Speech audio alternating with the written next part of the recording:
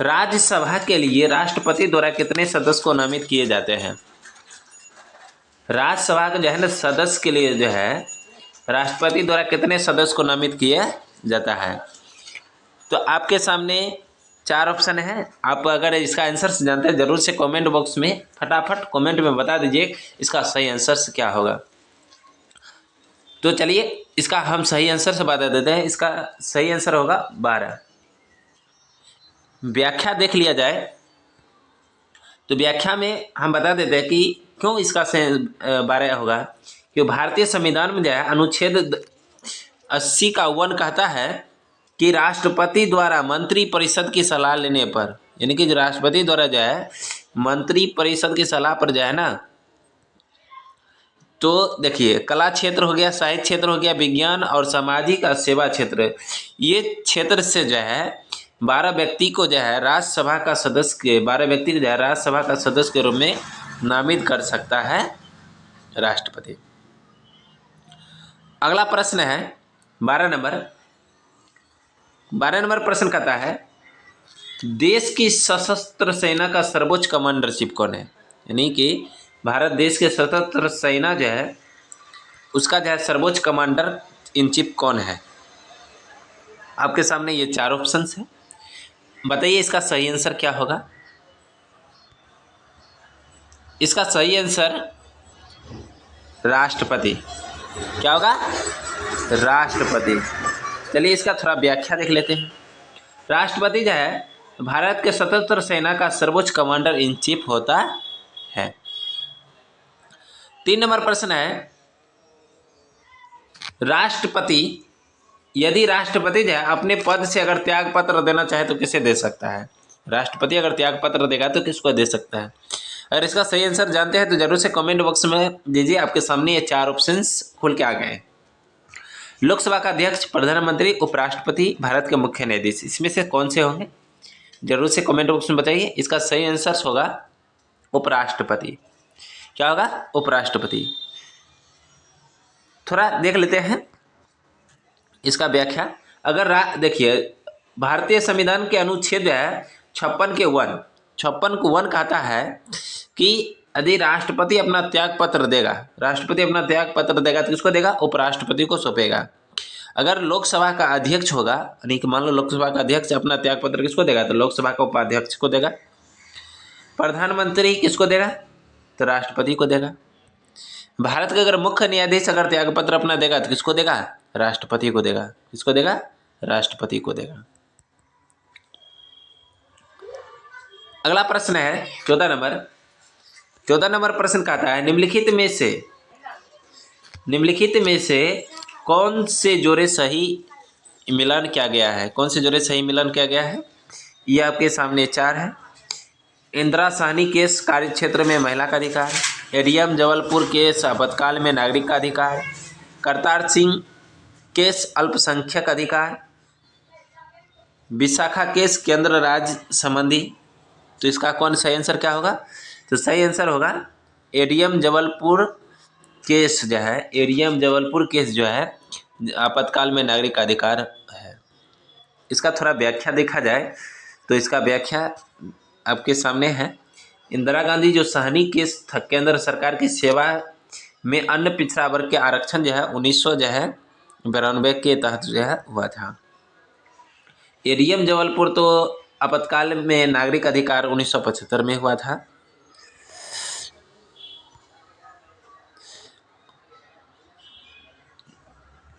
Vishakha case जो है महिला के अधिकार आरक्षण संबंधी हुआ था। 15 नंबर प्रश्न है सिंधु अर्थव्यवस्था की ताकत क्या थी? सिंधु अर्थव्यवस्था का ताकत क्या था? ये 4 ऑप्शन है आपके सामने। पहला कृषि है, व्यापार है, चाक पर बनाए गए मिट्टी के बर्तन, बढ़ई गिरी। ये 4 ऑप्शन है आपके सामने। बताइए इसका सही आंसर क्या होगा? चलिए इसका सही आंसर होगा आपका कृषि।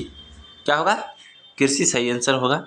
अब इसका थोड़ा व्याख्या देख लिया जाए तो अगर इसकी बात किया जाए तो सिंधु सभ्यता के लोग के अधिक आर्थिक आधार कृषि पशुपालन था। सिंधु सभ्यता के लोगों का जो है मुख्य यानी आधार था कृषि और पशुपालन था। कृषि और पशुपालन था। सिंधु सभ्यता के लोग जो है सर्वप्रथम कपास का किसको उगाया था? तो सर्वप्रथम कपास को उगाया था, यानी कपास को उगाया था। कपास के अलावा जो है गेहूँ भी उगाया था, चावल भी उगाया था, उत्पादन करते थे। अब देखिए ये जो अगर पशुपालन की बात किया जाए तो गाय पालते थे, गाय, बैल, भैंस, हाथी, ऊँट, भेड़, बकरी, सुअर, कुत्ता, यानी बहुत सारे जानवरों को क्या करते थे? पशुपालन करते थे, यानी पालते भी थे। लेकिन एक कारण था, क्या कारण था? इन्हें घोड़े का ज्ञान नहीं था। अगर घोड़ा का ज्ञान होता तो समझिए कि भारत देश पर कोई आक्रमण नहीं करता, लेकिन घोड़े का इनको ज्ञान नहीं था। व्यापार और शिल्प निर्माण उद्योग में भी परनीव थे, यानी व्यापार और शिल्प उद्योग में भी परनीव थे। अगला प्रश्न है 15 नंबर। भारतीय प्रतीक पर उत्कीर्ण सत्यमेव जयते लिया गया है, मतलब लिया गया है, यानी भारतीय जो प्रतीक है, भारतीय प्रतीक जो सत्यमेव जयते है, ये प्रतीक पर उत्कीर्ण यानी जो है सत्यमेव जयते लिया गया है। कहाँ से लिया गया है? कहाँ से लिया गया है? तो ये 4 ऑप्शन है आपके सामने। पहला है ऋग्वेद से, दूसरा है मत्स्य पुराण से, तीसरा है भागवत गीता से, चौथा है मुंडकोपनिषद से। अब बताइए इसमें से कौन से लिए गए हैं? तो इसका सही आंसर होगा, कहाँ से लिया गया है? तो मुंडको उपनिषद से लिया गया है। कहाँ से लिया गया है? तो मुंडको उपनिषद से लिया गया है। भारत को जो है, भारत का प्रतीक जो है सत्यमेव जयते कहाँ से लिया गया है? तो मुंडको उपनिषद से लिया गया है।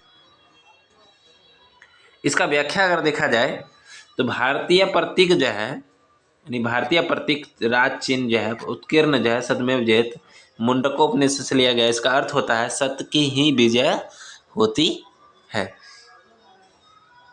अगला प्रश्न 17 नंबर है।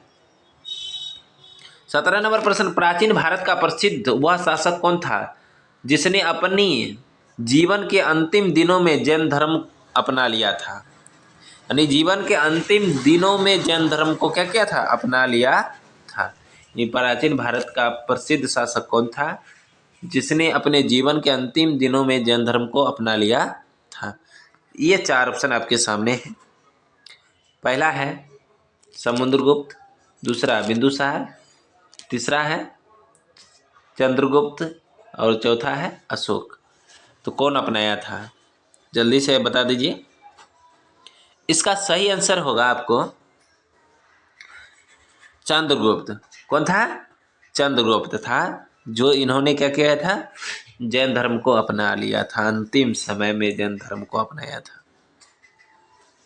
थोड़ा व्याख्या कर देखा जाए, व्याख्या क्या है?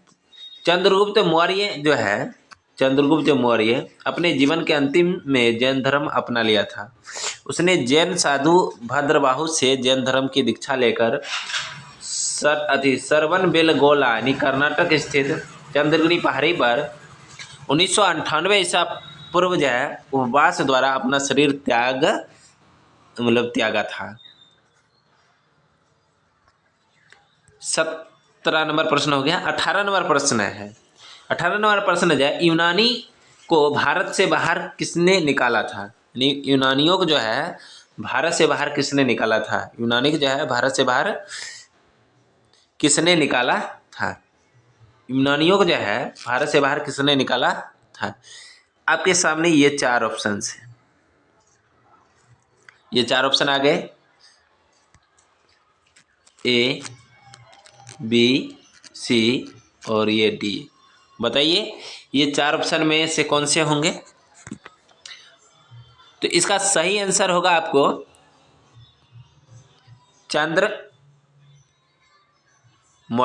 चंद्रगुप्त मौर्य। इन्होंने जो है यूनानियों को क्या किया था? भारत से बाहर निकाला था। अब थोड़ा देख लेते हैं। यूनानी को भारत से बाहर निकालने का श्रेय चंद्रगुप्त मौर्य को जाता है। इन्होंने यूनानियों को भारत से बाहर निकाल दिया था। 305 ईसा पूर्व जो है यूनानी शासक सेल्यूकस और चंद्रगुप्त मौर्य के मध्य युद्ध का उपरांत हुई संधि के फलस्वरूप सेल्यूकस ने चंद्रगुप्त मौर्य के साथ अपनी पुत्री के विवाह में दहेज रूपी एरिया, अराकोसिया, जुडोरिसिया और पेरीमिसदाई क्षेत्र को दिया था। अगला प्रश्न है, चरक किसके राजनीतिक थे? हैं? राजनीतिक चिकित्सक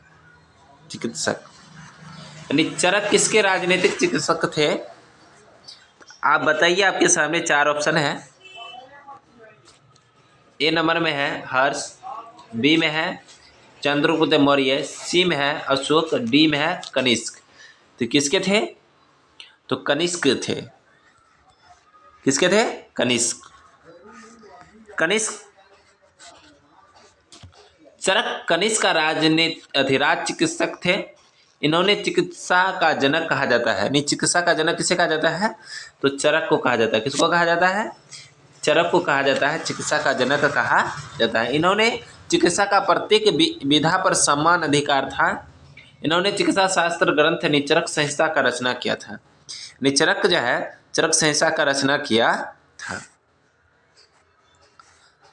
अगला प्रश्न है, गुप्त राजा जिसने विक्रमादित्य की पदवी ग्रहण की थी वह कौन था?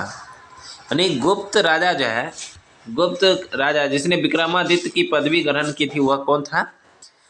आपके सामने 4 ऑप्शंस है। पहला, ए में है स्कंदगुप्त, बी में है समुद्रगुप्त, सी में है चंद्रगुप्त द्वितीय और डी में है कुमारगुप्त। बताइए इसका सही आंसर क्या होगा? इसका सही आंसर क्या होगा? चंद्रगुप्त द्वितीय। किसने? अगला प्रश्न है, चालेश्वर नामक मंदिर का निर्माण किसने किया? चालेश्वर नामक मंदिर का निर्माण किसने किया था? आपके सामने ये 4 ऑप्शंस हैं। जल्दी से बताइए इसका सही आंसर क्या होगा? ये में है विद्यालय, बी में है आदित्य प्रथम, सी में है कुलतोतुंग प्रथम और डी में है कुलतोतुंग द्वितीय। तो बताइए इसका सही आंसर।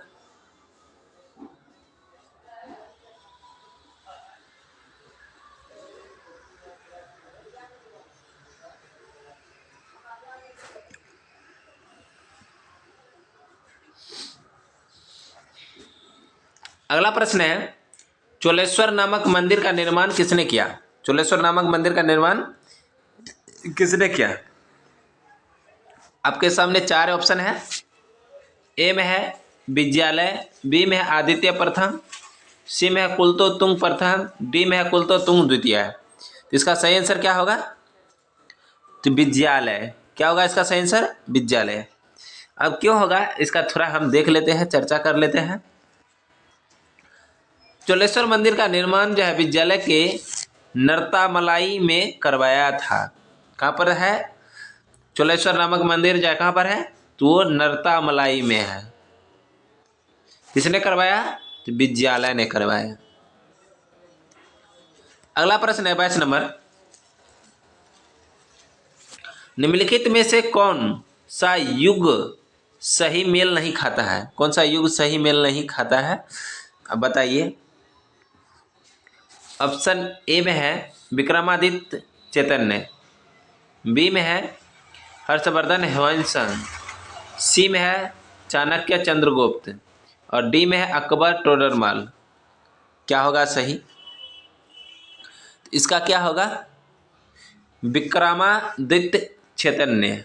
विक्रमादित्य चैतन्य सही मेल होगा।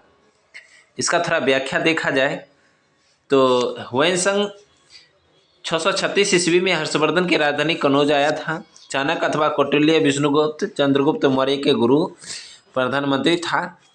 टोटल नंबर अकबर जो है राजस्व मंत्री अधिकारी था, जबकि चैतन्य बंगाल के शासक हुसैन शाह के समकालीन थे।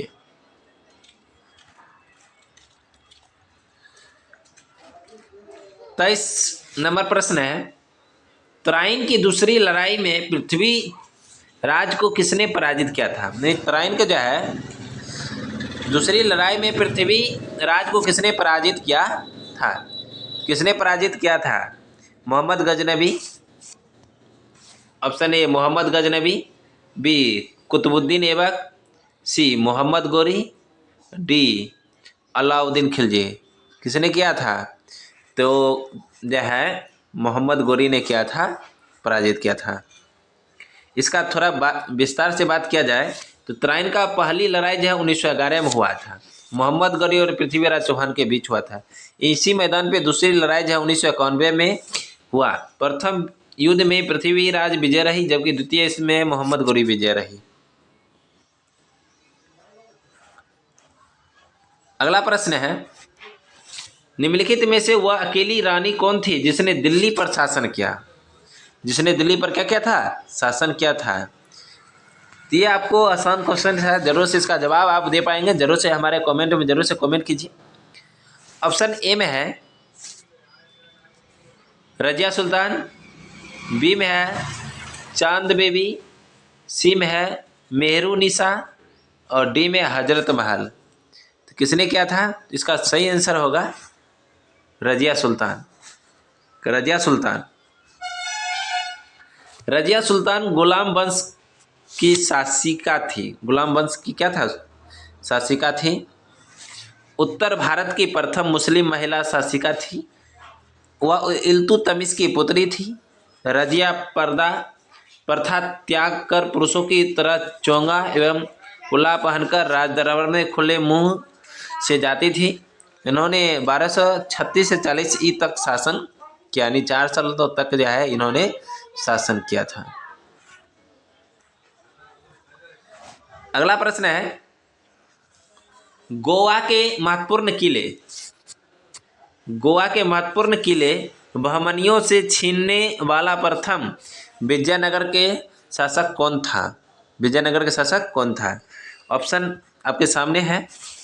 ए है हरिहर द्वितीय, बी है बुक्का वन, सी है हरिहर वन और डी है देवराय द्वितीय। तो जरूर से इसके पास आंसर होगा। आप जल्दी से बताइए इसका सही आंसर क्या होगा, तो हम बताते हैं। हरिहर द्वितीय। हरिहर जो द्वितीय जो है, हरिहर द्वितीय, हरिहर द्वितीय जो है बहमनियों को जो है सर्वप्रथम छीनने वाला प्रथम विजयनगर का शासक हरिहर द्वितीय था। 1377 ईस्वी में उसने बहमनियों सुल्तान मुजाहिद की मृत्यु के कारण हुई अव्यवस्था का लाभ उठाकर गोवा को जीत लिया। अगला प्रश्न,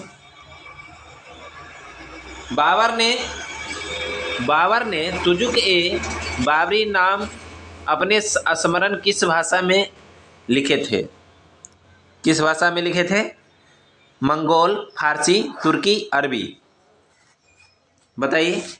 मंगोल, फारसी, तुर्की, अरबी, कौन सही होगा? इसका सही आंसर क्या होगा? तुर्की। क्या होगा? तुर्की।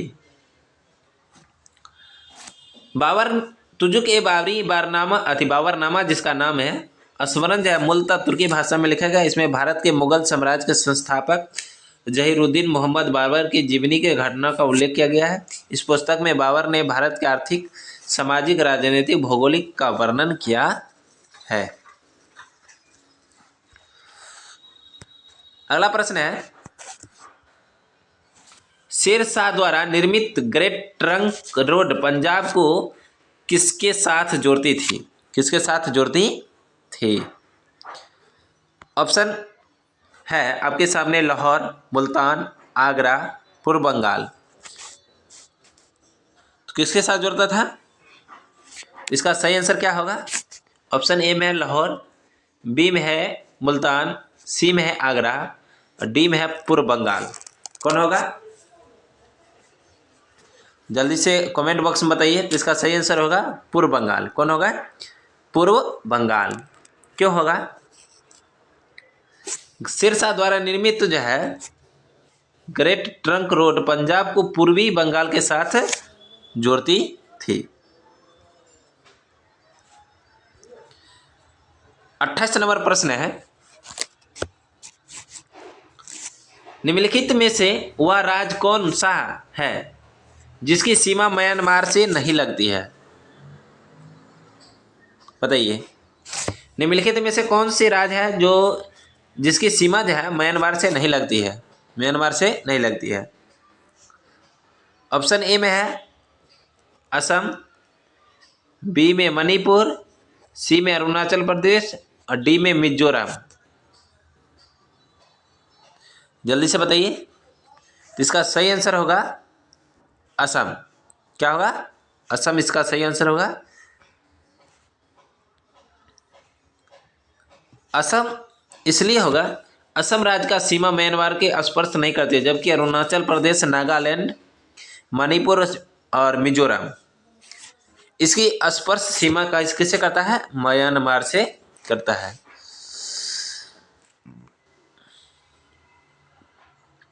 अगला प्रश्न, पश्चिम बंगाल की सीमाएं कितने देशों के साथ लगती है? पश्चिम बंगाल की सीमाएं कितने देशों के साथ लगती है? ऑप्शन में है, ए में है 1, बी में है 2, सी में है 3, डी में है 4। तो जल्दी से बता दीजिए। तो इसका सही आंसर होगा 3। कौन कौन से देश लगता है पश्चिम बंगाल के साथ? तो पश्चिम बंगाल के साथ जब 3 देश तो लगता है, कौन कौन लगता है? बांग्लादेश, नेपाल, भूटान, ये 3 देश जो है पश्चिम बंगाल के साथ सीमा बनाती है। अगला प्रश्न, निम्नलिखित में से विषम पद, निम्नलिखित में से विषम पद का पता लगाइए। विषम पद का पता लगाएं। पहला डेल्टा, ऑप्शन ए में है डेल्टा, बी में वोल्सोन, डी में है चाप झील, सी में है चाप झील और डी में है विस्पर्ण। तो जल्दी से बताइए इसका सही आंसर क्या होगा? इसका सही आंसर होगा वोल्सन। वोल्सन क्यों होगा? डेल्टा चाप झील विस्पर्ण संबंधी मैदान भागों से, जबकि वेल्सन का संबंध मरुस्थलीय क्षेत्रों से